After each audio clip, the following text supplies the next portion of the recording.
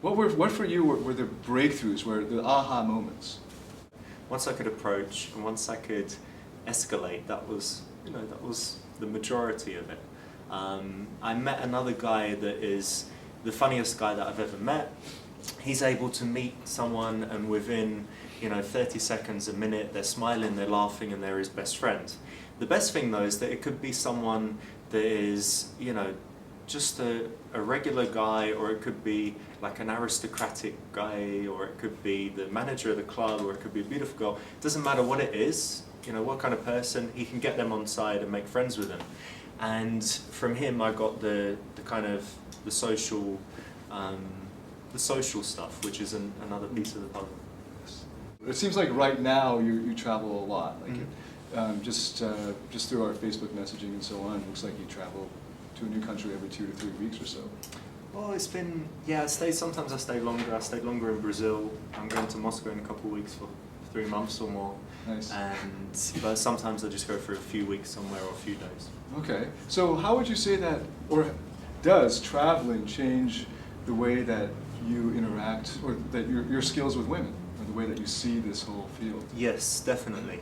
If you go to places with different languages, then you're forced to learn a different style of game where you don't use so much talking. If you travel, it helps your game because then when you come back home, you've got more to connect with people with. If you meet a girl and she's from Belarus, maybe you can say you've been there and you've been to this club and you've been to that restaurant, and she's like, whoa, so you can connect with people, understand them a bit better. But it also, I guess the main thing is, if you get somewhere and you're going to be there for a few months, obviously you don't want to just sit in your house, right? But you don't want to go out on your own every time. So you're forced to very quickly meet people, make friends, and get connections, and basically create the lifestyle that you want, but really, really fast. Because if you're there for 3 months, you need to do it within a week or two. If you're there for just a month, you want to do it in a couple of days. So, it's Tuesday, and on Friday, Saturday, you want to be going to a nice club with cool people. I think what holds back a lot of the guys who are watching this is, one of the things is that they're a young demographic. Many of the guys watching this are in their 20s. And in Asia, or I'll just take Singapore as an example, by the time you finish NS and then you go to uni, by the time you actually get your first job, you're 25, is that right? 25, turning 26? So half of the guys who are in the 20s watching this are still in school and they don't have disposable income, and then the ones who do are just starting out. So one of the big promises that you see in the pickup artist marketing is that no matter how ugly you are, no matter how poor you are, no matter how dumb you are, you can get girls if you download this product for $47, right? So what is your view on, let's just take one of those things, money, because it looks like to get access to high-end clubs, to get access to models for one, and then also to get access to your own place, for Singaporeans, I know they're thinking about that, and then to get access to travel requires money. So how important is money when it comes to meeting women? I think it can help, but it's probably not as important as guys think. When you took me out and you've got a friend that got us in for free, and got some two other guys behind us, and a bunch of random guys, got us in for free and got us free drinks, and that's in a high-end club, and then you're in the place with all of these people, so it didn't actually cost anything. And I've met lots and lots of people that are able to bypass the way things normally work and get things for free, or for next to no money, or even be given money to go out and party and have fun. I've got a friend in London who's not good looking, not rich, lives with his mum, is 28 or 9, and he's had the most beautiful ex-girlfriend. She's literally a supermodel, on the cover of all the magazines, and she earns maybe millions a year, as a big model, and even now his girlfriends, like, you can Google all his girlfriends and you can be like, whoa, and he's like, he's about 95 kilogram. He's how tall is he? Not very tall. Not tall enough to be 95 kilograms. Obviously, that's not muscle either. So he's overweight, and he's not you know, he's not good. No girl's going to say, "Wow, you're so good looking" to him. So he does it by sheer personality, and he doesn't spend money. So his recent girlfriend paid for him, like, for everything. And when girls aren't paying for him, guys are paying for him. And it's because you know, a lot of guys have money, right? In Singapore, there's a lot of guys that have money.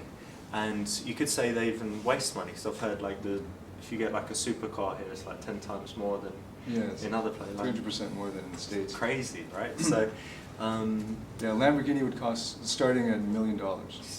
Insane, right? So you've got guys that will pay that. There's plenty of rich guys. I've seen a bunch of Lamborghinis. But what is, you know, the valuable commodity? It's not the thing that is really common. If there's only one rich guy, then you know, the power of his money would be huge. But there are many guys with money. So what is the real commodity? Is social power. You know, that's something that's the reason why a guy can kind of sneak in, get things for free, and, you know, get the connections, make everything happen without spending a penny. Yeah, social skills is really the thing that will help you undercut all of the conventional means of getting women, like looks, status, money.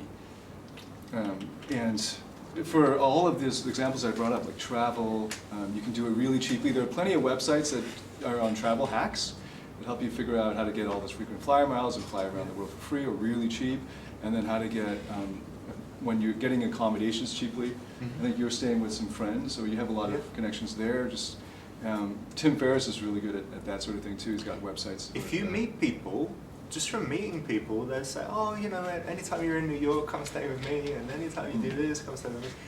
Just from meeting people, you get lots of opportunities like that. I don't always take them. You know, a lot of the time I stay in hotels and stuff. But, you know, for example. Yeah, I didn't mean to make you sound like a cheap guy. No, because they say on the internet I'm homeless.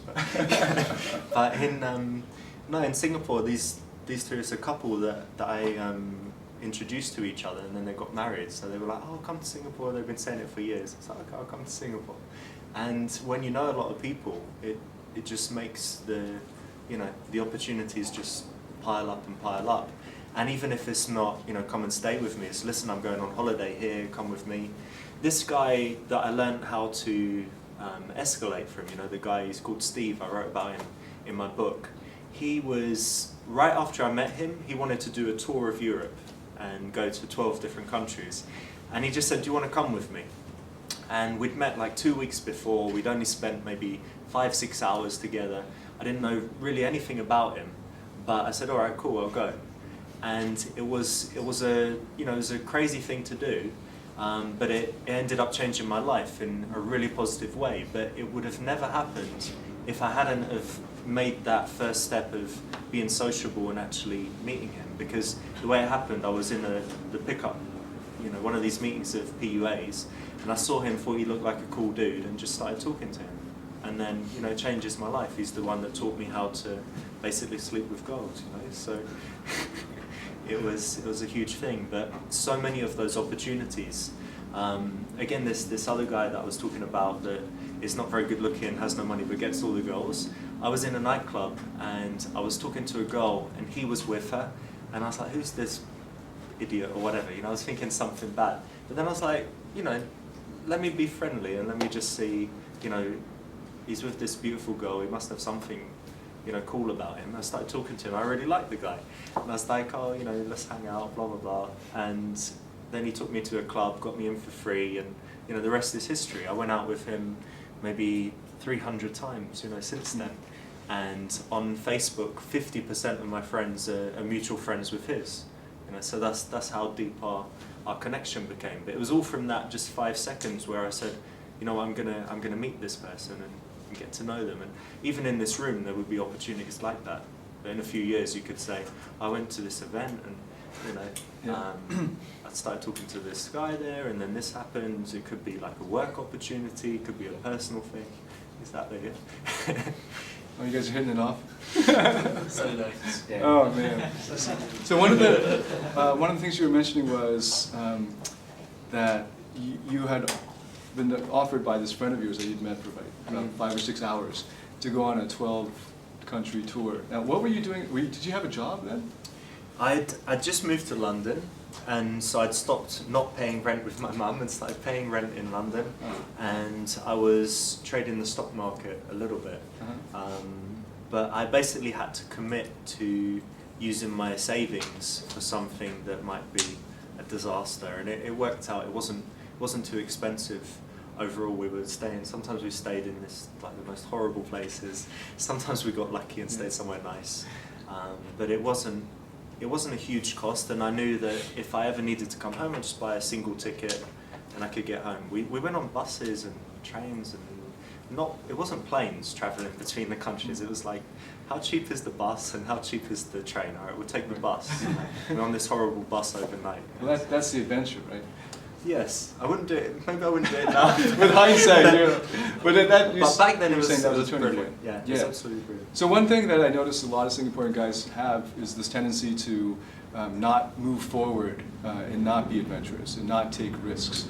Maybe it has to do with the associations and anchors that they still have surrounding them that they grew up with. So they still have this younger mentality where they get scolded by their teacher if they did something bad at school and so on. But it was also a turning point for me where I grew up with a very strict focus on education.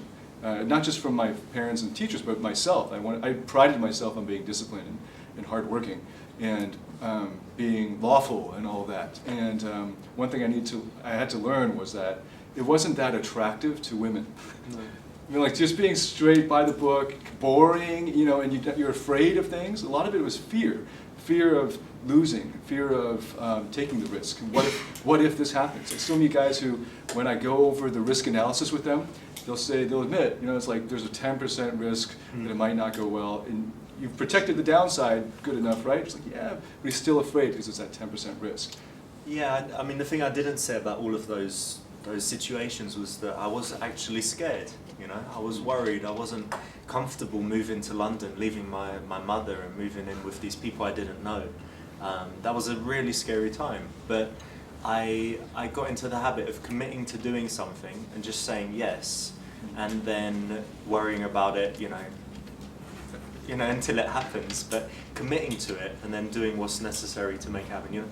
He said, "Do you want to come on holiday and go to all these places?" And I could have said, "Oh, but I've just rented this place, but maybe if I find someone to move in, or I should ask this person first, or I should look at..."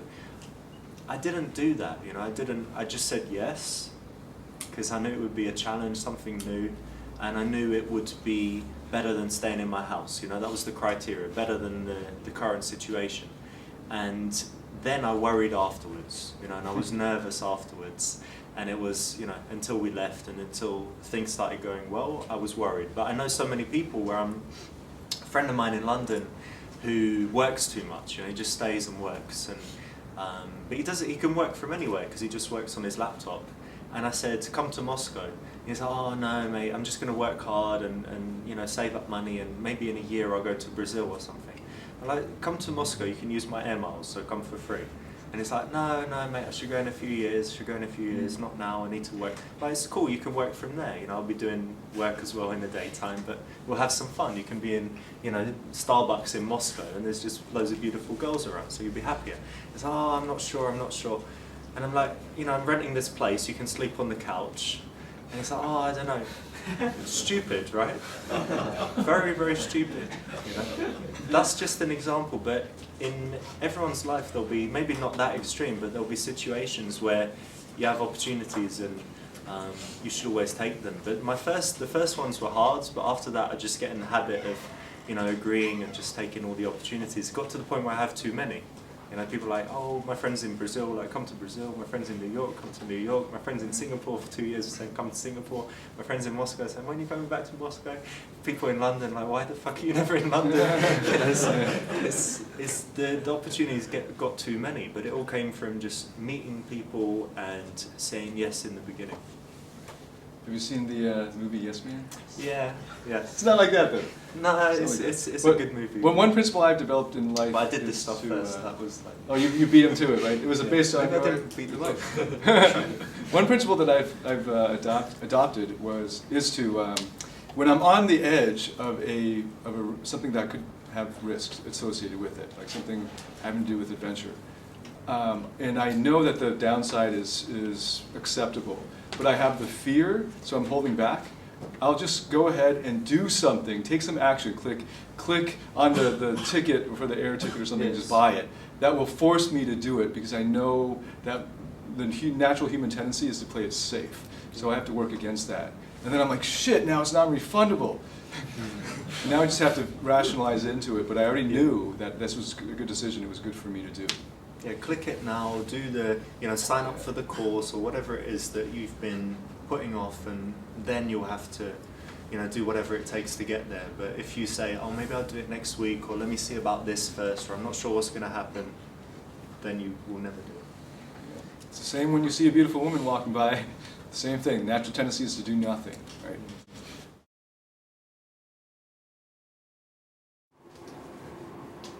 Hey, if you like our video, subscribe to our YouTube channel and remember to like our Facebook fan page for videos only on Facebook.